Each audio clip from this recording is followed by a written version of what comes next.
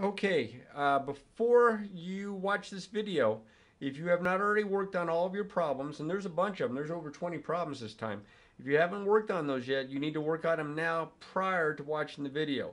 It doesn't mean that you can't watch the video if you get stuck or something, or if you just want to check your answers, and that's pretty much what this is for. But you need to try the problems first on your own, okay, and then watch to see how it's done or how to check your check your work and such. Now, if you're really not sure how one of them is done, like for example, let's say you're not sure about what to do with problem number 1, then watch it get worked out. Go back and work problems 2, 3, and 4 on your own, and then come back and you can check your work. The same thing with some of the other problems for each group of problems that you have. All right, there's several problems, so we're going to need to get started here. Let me see if I can find a nice sharp pencil. Oh, that one looks like a good one. All right, here we go. All right, how many solutions are there in the interval between 0 and 2 pi, including 0 but not 2 pi, to the following 4 equations here? Now, these 4 equations, you may notice that they have multiples of the variable. This is 5x, this is 4x, this is 2x, this is 3x, and this is 2x. Because of that multiple, it kind of changes the idea of the overall replacement set. Now remember, x has to be between 0 and 2 pi.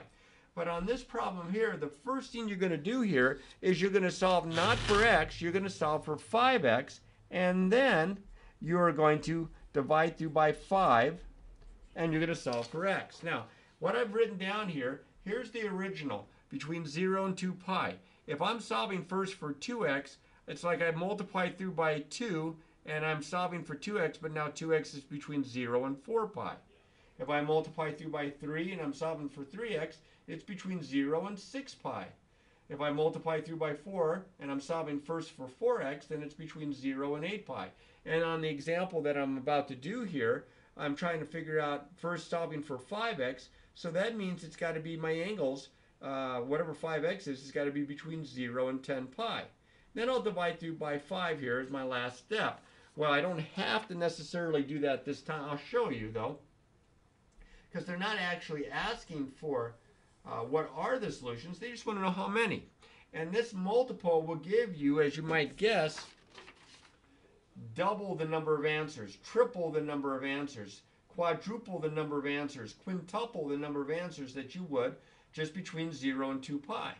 I'll try to explain that as I go. So the first thing I'm going to do here is I'm going to solve for 5x. Now, when is the cosine equal to 0? The cosine is equal to 0 if you know your unit circle at pi over 2 and at 3 pi over 2. Okay? Now, these two values here are the only two values that I would get between 0 and 2 pi. Now, that doesn't mean I have two answers, because remember, I'm solving for 5x, so that's between 0 and 10 pi. That tells me I'm going to have 5 times the number of answers here. So if I have 2 here between 0 and 2 pi, and I go 0 and 10 pi, I'm going to have 5 times as many. I'm going to have 10 answers. I'm going to write that down right here, and then I'm going to show you. So you say, well, where are all these other answers coming from? Well, because these trig functions are periodic, they repeat every 2 pi, or for a tangent, every pi, tangent, cotangent, because those are the periods. So if I was to add 2 pi on, now 2 pi, when I add it to pi over 2, I would change 2 pi to 4 pi over 2, because that's the same as 2 pi and they have a common denominator. So if I added 4 pi over 2 to this one, I would get a coterminal, so that would be 5 pi over 2. I add 4 pi over 2 to this one, I would have 7 pi over 2. I add 2 pi. I'm going to keep on adding 2 pi's until I get outside the 0 to 10 pi range there. So I'm just going to keep on adding 2 pi's. To this one here, that would give me 9 pi over 2. Add 2 pi here, that would give me 11 pi over 2. I got to make another row here. Add 2 pi to this one, I would get 13 pi over 2. Add 2 pi to this one, I would get 15 pi over 2. And there's already 8 answers there. I got to keep going, though, because this is 7.5 pi. That's still smaller than 10 pi. I'm going to go until I can't go anymore. So if I add 2 pi to this, that would be 17 pi over 2. And 2 pi to this would give me 19 pi over 2. And those are all between 0 and 10 pi. Now, if I add 2 pi to this one, I would get 21 pi over 2, and that's too big. So I know I can stop right here. And I have 1, 2, 3, 4, 5, 6, 7, 8, 9, 10 answers. Now to get the actual answers, I would have to divide by 5 because I would want to solve for what x is equal to. I would divide this by 5. I would divide this by 5 all the way down, all 10 of these. And I would get the 10 answers. But they don't ask for that. They just want to know the number of solutions. So the number of solutions to this is 10. Look over here. First I'm going to solve for 2x, and then I'm going to solve for x. Well, remember, if I'm solving for 2x, it's between 0 and 4 pi. So I'm going to start finding angles that are between 0 and 4 pi that make this true. Well, 2x is equal to what? So the sine of 2x is a half. Well, that happens at pi over 6, and it happens at 5 pi over 6, remembering that sine is positive in the first and second quadrants. So let's go with some coterminals here. I add 2 pi onto this. Now 2 pi this time is the same as 12 pi over 6. So I'm going to be adding 12 pi over 6 to this and to this and so on. But look, these are the two that are between 0 and 2 pi. And that would be the two that are in the original period. But since my period is doubled, I'm going to have twice as many. I should have 4 answers. That should be my answer to this problem, that there are going to be 4 solutions. To actually show you the solutions, I would add 2 pi. That would give me 13 pi over 6. And add 2 pi here. That would give me 17 pi over 6. And all of these are still between 0 and 4 pi. Then I would divide by 2. I'd divide this by 2, this by 2, this by 2, this by 2. And I would get my 4 answers, which I'm not even going to bother with right now. The next guy up, look at that big old 4 right there. That should give me 4 times as many. So remember, if it's 4, it's going to be between 0 and 8 pi. So first I find 4x. Now when is the sine of an angle? This is my angle. Think of this as like alpha. When is the sine of my angle equal to 1? Well, that only happens at pi over 2, between 0 and 2 pi. And that's the only one between 0 and 2 pi. So since I have 4x, I should have 4 times as many answers, 4 times 1. I should have 4 answers here. Now, if I wanted to go ahead and find those, I would start adding on 2 pi's to this. And of course, that's 4 pi over 2 with a denominator of 2. So that would give me 5 pi over 2, 9 pi over 2, 13 pi over 2. Now, if I go one more, I would be at, oh, wait a minute, did I jump the gun? I add 2 pi, that's 5, 2 pi, 17, that's right. If I add 2 pi more, I would be at 17 pi over 2, and that's bigger. See, 17 divided by 2 is 8 and a half, so that would be too big. Throw that one out. So I'm going to have 4 answers just like I thought. All I have to do now is divide this by 4, this by 4, this by 4, and this by 4, and get the actual answers, which I'm not going to do. Now this one is double the fun because they've given you 2 factors here. So this times this equals 0 means either the first factor is 0 or the second factor is 0. That's the zero product property. So I have the sine of 3x minus 1 equals 0, or the cosine of 2x plus 1 equals 0. So it's kind of like double the work here. I have to find out how many solutions this guy has, how many solutions this guy has, and combine them, add them together, and that'll tell me how many total solutions I have to this particular equation. This is kind of messy. So I'm going to kind of combine a step or two here. Here I'm going to add 1 to both sides, and then I'm going to divide through by 2. Maybe I better show that real quick. I'm going to add 1 to both sides. I get 2 sine 3x equals 1. Then I'm going to divide through by 2. Not by 3. That 3 is times the x. The 2 is times the entire factor. And I get the sine of 3x is equal to a half. Well, just in the problem above, I have the sine of 2x is equal to a half. And you can see some of the choices I have there.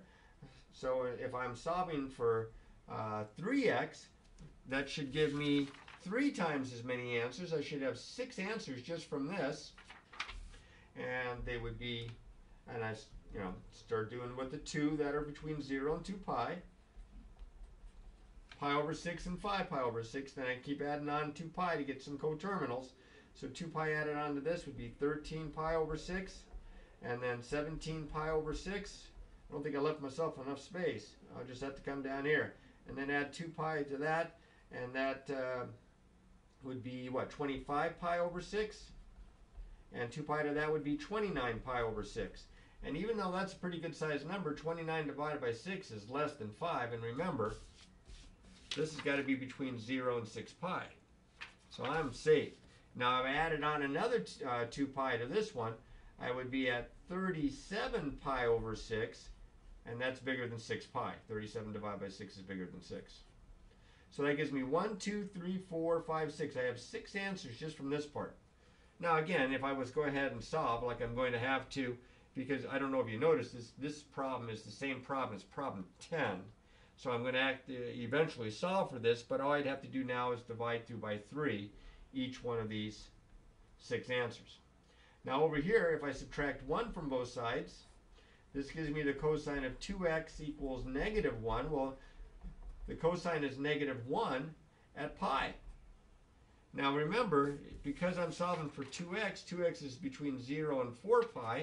If I add 2 pi onto this, I'm still within my restriction. But that would just give me double the number of answers there. So now if I was to divide through by 2, I would get those 2 answers. So I have 2 answers from here. 6 from here, 2 from here. It gives me a grand total of 8. And that's how many answers there are for the first 4. That was a little messy, but I'm telling you, you need to practice this because the next 6 problems, you're actually finding these answers. I think it's the next 6. Here's problem number 5 here. Solve algebraically on the interval from 0 to 2 pi. Show all your work. Well, the first thing that I'm going to do here is I'm not crazy about negative 1 over the square root of 2 because I don't like a radical in the denominator.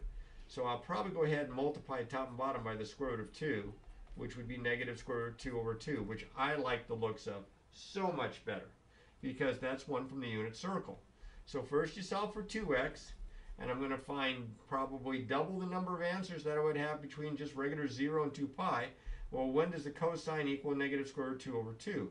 Cosine's negative in the second and third quadrants. So that's going to happen at 3 pi over 4 and at 5 pi over 4. Now those are the only two between 0 and 2 pi, but that 2 tells me I'm going to have double that, so I have to add 2 pi onto this. Now remember, 2 pi is the same as 8 pi over 4, because my denominator here is 4. So if I add 8 pi over 4 to this one, I would get 11 pi over 4. And if I add 8 pi over 4 to this one, I would get 13 pi over 4. Now if I kept on doing this and added another 8 pi over 4, I would have 19 pi over 4, which is too big. That's bigger than 4 pi. So now I'm just got to divide through by 2. So 3 pi over 4 divided by 2, 5 pi over 4 divided by 2, 11 pi over 4 divided by 2, and 13 pi over 4 divided by 2. When you divide by 2, it's the same as multiplying by the reciprocal, a half. So a half times 3 pi over 4, it just doubles the denominator, and I get 3 pi over 8. Doubles the denominator, I get 5 pi over 8. The denominator doubles it, 11 pi over 8, and 13 pi over 8. And those are my 4 answers. And those, notice, are all between 0 and 2 pi, just like it said it had to be. So on this next part, I'm going to add 5. I shouldn't have to do this in 2 steps, but I just want to make sure. Then I'm going to divide through by 5. And I get the tangent of 3x is equal to 1. Now remember that the period for tangent is pi. So when I get one of these answers here between 0 and 2 pi, I should have double the number of answers there. Now when is the tangent equal to 1? Well, again, remember this guy? The tangent's equal to 1 at 45 degrees, or pi over 4, and at 225 degrees, or 5 pi over 4. So here, we bring it over here. 3x equals pi over 4, or 5 pi over 4. Now, that's the 2 answers between 0 and 2 pi. With the 3 here, I'm going to have triple the number of answers. I should have 6 answers. So I'm going to add 2 pi over onto this one. Now remember, 2 pi, and with the denominator 4 is 8 pi over 4. So I'm going to add 2 pi to this. I'm going to get 9 pi over 4. Add 2 pi to this. I get 13 pi over 4. Keep going. Add 2 pi to this one. That gives me 17 pi over 4. Add 2 pi to this one would give me what would it give me? 21 pi over 4. Now if I keep on going just to see how long this is going to continue and add 2 pi to this one, that's going to give me 25 pi over 4, and that's too big. That's over 6. Remember, this is for 3x. Has to be between 0 and 6 pi. Toss them. Now I just have to divide through by 3. Each one of these gets divided by 3. Now, remember what back here I said you could divide through by 2 by doubling the denominator? Well, you can divide through by 3 by tripling the denominator, because dividing by 3 is the same as multiplying by a third. So that's pi over 12. That's 5 pi over 12. That's 9 pi over 12. That's 13 pi over 12.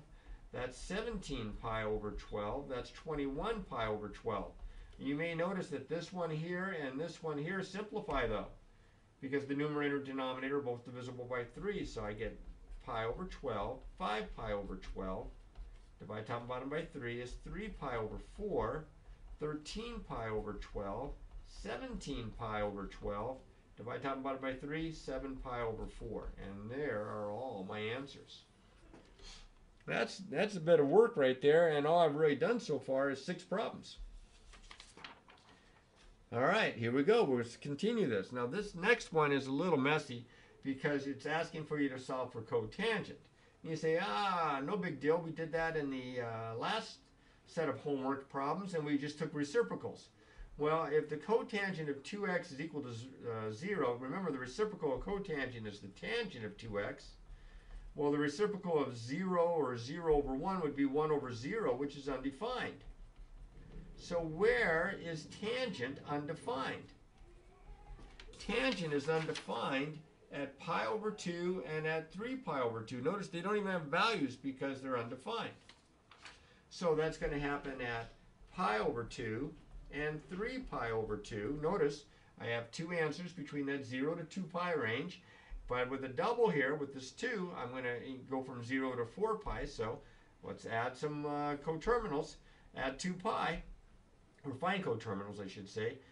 2 pi is 4 pi over 2, so that would give me 5 pi over 2. That would give me 7 pi over 2. Now, if I go any further and add another 2 pi, it'd be at 9 pi over 2, and that's too big. That's bigger than 4 pi. Divide through by 2. I get pi over 4, 3 pi over 4, 5 pi over 4, 7 pi over 4. That's a 7 there, over 4. None of these simplify, and those are my guys. Okay, next one up, tangent of 1/2 x equals 0. Now notice it's a half this time, not a multiple, an integer multiple. You're taking half of it. So if I multiplied by 2 and got double the number of answers, multiplied by a half, I should get half as many answers. When does the tangent equal 0? Well, you set the angle 1/2 x equal to those values. That happens at 0, and that happens at pi. You say, well, those are my only 2 that are between 0 and 2 pi, because the next one would be 2 pi. Yeah, but look right here. Remember, this has got to be between 0 and 2 pi here. So if I multiply through by a half, 1/2 x has to be between 0 and pi, but does not include the pi. So now I just have 1/2 x equals 0. I'm only going to have one answer. I have to get rid of the 1/2. I'll multiply both sides by 2. And I get x is 0. And that's my only answer. That one was kind of weird. That 1/2 and all. Over here, back to a little bit more than normal. Sine of 3x is equal to 1, or negative 1. Well, I already have the sine of 3x kind of isolated here. So 3x has to be what angle whose sine is negative 1? Well, that happens at 3 pi over 2, if you remember your unit circle. And if you don't remember your unit circle, there you are at 3 pi over 2. The sine is negative 1. That's the only angle between 0 and 2 pi. So if I only have one answer between 0 and 2 pi, and I'm solving for, I got 3x here, I should have 3 answers. So I add 2 pi onto this, that would be 7 pi over 2. I'll add 2 pi onto this, and that would be 11 pi over 2. And now I divide through by 3. So to divide through by 3, it's the same as tripling the denominator, multiplying the denominator by 3. This gives me 3 pi over 6, 7 pi over 6, and 11 pi over 6. And of course 3 over 6, that's a half. So I get x equals pi over 2. This one reduces, but the other two stay the same. They're already in simplest rational form here, like that. And I have those three answers. The next guy up is the one that we looked at from before. This one's a beast. It had 8 answers. You may remember this simplified, look back in your notes, this simplified all the way down to 3x equals a half, or cosine of 2x, that's sine of 3x equals a half. Cosine of 2x is equal to negative 1. So I was finding answers here. I get a half at pi over 6, at 5 pi over 6. I'm going to have triple that number of answers. Those are the only two between 0 and 2 pi. So I add on some 2 pi's here, find some coterminals. So 2 pi under that. Now 2 pi is the same as 12 pi over 6. So I have to add 12 pi over 6. I get 13 pi over 6. At 12 pi over 6, I get 17 pi over 6. I got to keep going. I'm running out of space here. Add 12 pi over 6 to this, I get 25 pi over 6, and I get 29 pi over 6. Now, if I add 12 pi over 6 to this one, it'd be 37 pi over 6, too big, bigger than 6 pi. So now I divide through by 3, which is the same as multiplying by 1/3, the denominator by 1/3, and I get, here, ignore that, I get x equals pi over 18, 5 pi over 18, that's an equals there, 13 pi over 18, that's really sloppy, sorry about that, 17 pi over 18, 25 pi over 18, 29 pi over 18. There's 6 out of the 8 answers. Now over here, I solved first for 2x. When's the cosine negative 1? Well, that happens at pi, and it's the only one in there.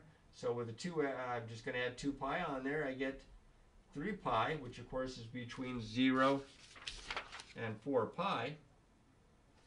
Now I just divide through by 2. Hopefully you can see this okay. And I get x equals pi over 2 and 3 pi over 2. So I have 8 answers, and I'm running out of space. If you needed to, you could always do, you know, a replacement set, or put it inside, or I should say a solution set, put it inside of the braces. Okay, number 11, we get away from the multiples here, but we involve some factoring skills and also some trig identity substitution. It says use an identity to simplify the equation before solving for x in the interval from 0 to 2 pi, including 0 but not 2 pi. Show all your work. Well, here are 3 terms. So when we had this in the previous assignment, we looked to factor those. And, you know, we kind of got the quadratic look with one of the trig functions squared. But notice it's a different trig function than the, quote, linear term. However, we have a Pythagorean identity that says sine squared x plus cosine squared x equals 1. And if I was to subtract sine squared x from both sides, I get cosine squared x equals 1 minus sine squared x. And that is what I'm going to plug in right there, so that everything's in terms of the sine function. So I have 2 times, and I hope I have left myself enough space. This one takes a little bit. Okay, I'm going to get rid of the parentheses and try to simplify this. This is 2 minus 2 sine squared x plus the sine of x minus 1 equals 0. I'll combine like terms. I get negative 2 sine squared x plus the sine of x is equal to, or plus 1 is equal to 0. There's a positive 2 and a minus 1. Now I'm not crazy about that negative in front of my sine squared because I want to factor this, so I'll multiply both sides by negative 1 every term. So the signs are changing. Okay. Of course 0 times negative 1 is 0. Now I'm going to see if I can factor it, and it does factor just like the ones from the previous day. 2 sine x, a 1 and a 1. I need a minus here and a plus here. So now I'll set this equal to 0 and this equal to 0. Long problem. I may have to erase this after all. So I have 2 sine of x plus 1 equals 0, or sine of x minus 1 equals 0. Now I'll subtract 1 and divide by 2. I get the sine of x is equal to negative a half. Subtracted 1 divided by 2. Here I'll add 1. And when does this happen? Well, this is no double x. This is no 2x or 3x. It's just x. This happens at, sine is negative in the third and fourth quadrants. This happens at 7 pi over 6 and at 11 pi over 6. Uh-oh, somebody sent me a text message. Hopefully it is not bad news.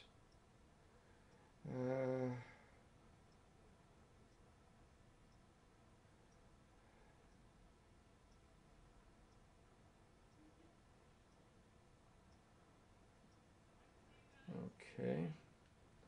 Yeah, nothing that needs to be done right this second. Okay, so over here, this is going to occur at, let's see, sine is equal to 1 at pi over 2, and those are my 3 answers. Okay, took a while. Believe it or not, this is the second time I've done these problems, because the first time I finally got to this question, and I realized that it had stopped taping. I must have hit a button or something accidentally. So I've had some practice with these first 11. Here we go with problem 12, and I got 20 minutes here to get this done. So I may have to break this up into 2. I might just be able to get through 14 today. So I am going to look at this, and I say, well, you know, I don't see a trig identity. Well, yes, I do.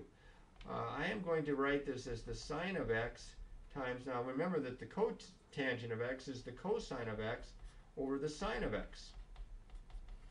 So these are going to cancel. And I get 1 plus the cosine of x is equal to 0. Well, that's a much simpler equation. Now, if you're wondering, well, you canceled something, don't you have to worry about possibly extraneous solutions? You know, like for example, are there any values where the sine of x is going to be 0? Well, I better check my answers here at the end, but I'm going to subtract 1. I get the cosine of x is equal to negative 1, which occurs at pi. Now, if I plug pi in, I have the sine of pi, which of course is negative 1, but then I also have the cotangent of pi. The cotangent of pi is the cosine of pi over the sine of pi. Okay? So the cotangent of pi, or the cosine of pi is going to be negative 1, but the sine of pi is 0. Oh, look at that. This is not going to work. This is an extraneous solution. So this is the empty set. That one was sneaky tough. All right, let's get at least through number 14 here, and then I'll go ahead and render this video so you can get a start on them. I can always finish it another time. This guy here, you've got a cosine of x on the left, a sine of x on the right, but they're both to the first power. So that makes me think what I'm going to do here is I'm going to divide both sides by the cosine of x. Now again, because I'm dividing, I better check my solutions. And what does that give me? Sine of x divided by the cosine of x is the tangent of x, and on this side I have the square root of 3. Well, when does the tangent equal the square root of 3? At 60 and at 240, which would be pi over 3 and 4 pi over 3. Well, I can already tell you right now that both of these answers look pretty good, because I don't think either one of these answers makes the cosine of x equal to 0. So I think I have 2 pretty good answers right here. I can go back and plug in, but I think I'm okay on this one. Next guy up is kind of like problem number, which one was it that had that trick where we used the Pythagorean substitution? That was problem number 11. Because see, I have 2 different trig functions, and one of them is squared. And there's a relationship here. I'm going to put it underneath here. The relationship is that 1 plus tangent squared x is equal to secant squared x. So that means that the tangent squared of x is equal to the secant squared of x minus 1. And I'm going to plug this in right there. Oh, I hope you could see that. So that gives me secant squared x minus 1 minus the secant of x is equal to 1. So now I have secant squared x minus the secant of x minus 1 equals 1. I'm going to subtract 1 from both sides and put it in standard form. And so now I have secant squared x minus the secant of x minus 2 equals 0. I can factor that. Even though I'm not crazy about secants, I'll take care of that in a second. So I put a secant x and a secant x, and it looks like I need a -2 and a +1. So I'm going to set secant x minus 2 equal to 0, or secant x plus 1 equal to 0. I'm going to add 2 to both sides. I'm running out of space here. I'm going to subtract 1 from both sides here. Now, the secant of x is equal to 2 means that the cosine of x, the reciprocal, is 1/2. Well, that happens at pi over 3 and at 5 pi over 3. Now, this would give me the reciprocal of both sides, gives me the cosine of x is equal to -1, which is the reciprocal of -1. Well, that happens at pi. And you can double check, but I believe all three of these answers are good answers. You can plug them back into here, and you can check your work. Now, there's some more problems. Some of these are going to involve factoring. Okay, so be very careful with these, but I don't think there are any more multiples like we had with the first 10. No, but these are going to probably require a little bit of factoring there. So be on the lookout if you want to go ahead and get those done, and then I'll see if I can create a video for you to help you with this, perhaps a little bit later on. All right, practice, practice, practice. Well, if I can find my thing here. There.